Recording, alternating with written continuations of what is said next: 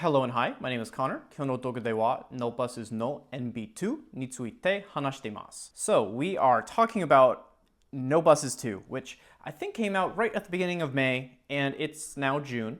But I'm talking about it now because I really needed some time to sit with it, figure out how I felt, and I think I'm there now. I always knew that I liked this album, but I just wasn't sure to what degree. But so first, let's talk about the band themselves. They are a four-piece band. They are obviously from Japan, and arguably the leader is a man named Kwando.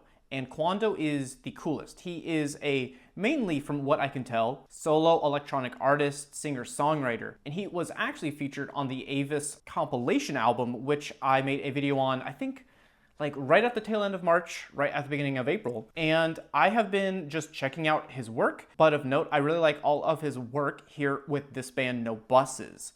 And it seems like to me, one day he was like, you know, I make all this music, I do all this electronic music, I want to be in a math rock band. And so he made that dream happen. And I am so happy he did because No Buses is probably one of my favorite currently active math rock bands in Japan. So of note on that Avis compilation album, he and another artist named Kaede Hirata, who I've actually covered in the past too, check out that video if you're so inclined, they actually covered a Trico song, which is my favorite band, and the song they covered was one called Potage, which is one of my favorite songs. And I think that song in particular was such a fantastic fit for Kwando and his production style because he is very familiar with the math rock band genre. I think that being able to convert a math rock song like that to a sort of electronic ambient yet still math rock song was like a match made in heaven. But so you might be wondering, what's his work like with this band? Well, like I said, they are a math rock band, and I feel like for the most part, they lean pretty heavily like Midwest emo on the math rock scale, which is kind of right where I want him to be. I am a huge math rock fan, and I am a huge Midwest emo fan, so this is like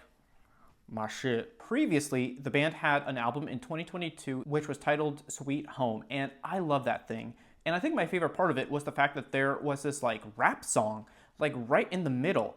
And I didn't really know that rapping and Midwest emo math rock could go so well together, but somehow No Buses completely pulled it off. And so with that said, I was kind of hoping that there would be more songs of that quality here on this album. And yes and no. I feel like nothing quite hooks me as some of the songs on that album Sweet Home, though on this one I have to say that my favorites are probably Bloom, Eyes Plus, Slip Fall Sleep, and also my favorite song is without a doubt the one called Inaho. There is just magic all over that track. Now, as you can probably imagine, this album is actually, I guess, at the very least, spiritual successor to their 2021 album titled No Buses. And with that in mind, I do really think that this album is a really nice follow-up sound-wise. On top of that too, I think this album that we're talking about now is probably one of my favorites of the year, at least as far as math rock goes.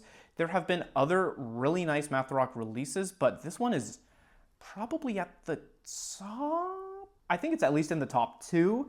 And I will be talking about that other one probably in a future video. I think this album absolutely just oozes some fantastic math rock time signatures and really mathy riffs and rhythms, and I really like that a lot. And for instance, there is one song on this album called Slip Fall Sleep, and it just has this awesome guitar riff just all throughout it. And it also kind of has this very dark and foreboding atmosphere that the band just really capitalizes on lyric-wise too. And also, of course, speaking of the lyrics, Kwando does it again. His songwriting is still fantastic here, and I also really like his singing too. Now, of course, that's not to say that I've ever thought he's a bad singer or songwriter.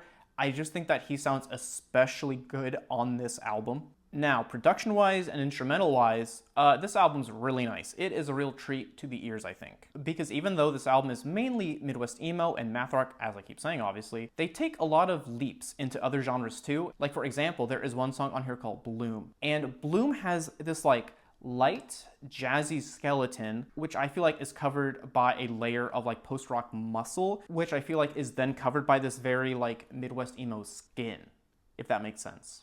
Which I think it does, and honestly, I like that analogy. I think that sounds really good. And also of note too, this song Bloom, I think just really features some fantastic guitar riffs from the two guitarists on this song, especially in the last half.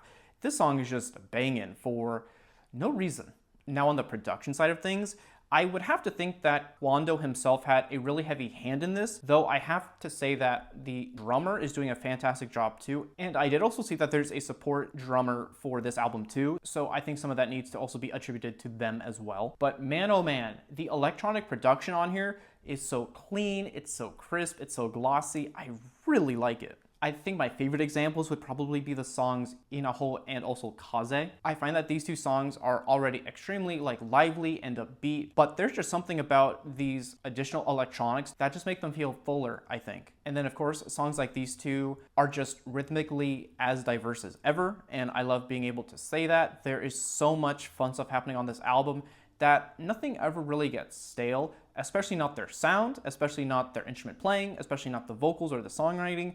It is just really up to par in every way. So as I've already mentioned, my favorite song on here is the one called Inaho. I think what I like about Inaho is it has this incredibly infectious main guitar melody that for the longest time I could not place, because I think it's kind of leaning into being an interpolation, but maybe also not, because it is a little off. But oh my god, I could not figure out what song this reminded me of for the longest time, for the past month. And then I asked my friend, just kind of on a lark, and he got it, immediately. The main guitar melody on here sounds almost exactly like the one from Message in a Bottle by The Police. And I love that song, and I think that's why I'm clicking with this one as much as I am.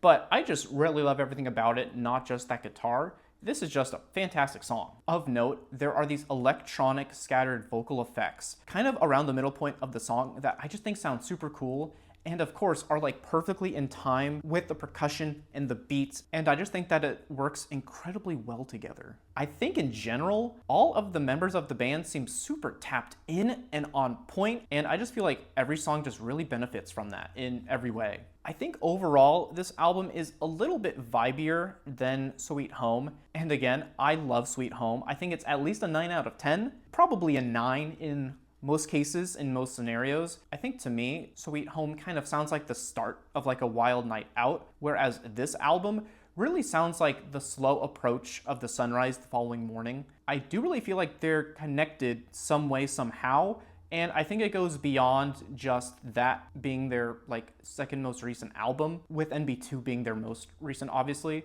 But I just think they are really nice companion albums, and I think that if you like this album, you really should check out Sweet Home. I think you are going to like it as much as this album, if not more, honestly. I do really like this album. I don't particularly have anything bad to say.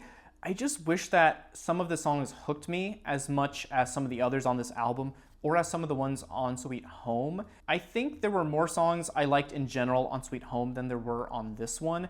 And so for that reason, I don't really think that this is quite at a 10 level score-wise. And I think I'm leaning more towards giving this album a 9 out of 10. So I think that's the score I'll be going with. This is a 9 out of 10. There are some fantastic tracks here. They are just great pieces of math rock, indie rock, Midwest emo, like I said, post rock, like I also said, kind of leaning into electronic, fast-paced, not quite EDM, but just kind of electronic rock, I would say. Yeah, that is everything I have to go over. Thank you so much for watching. I really think you should check out this album, and I guess if I have anything to say to the band, it is that you need to put more of your albums on Bandcamp so I can buy them and support you directly, because I'd really like to. I want to give you my money, and I want to have these songs on my iPod. So please, onegaishimasu. Anyway, if you're not the band, then thank you for watching. I'll see you in the next one, and have a good rest of your day. Bye-bye.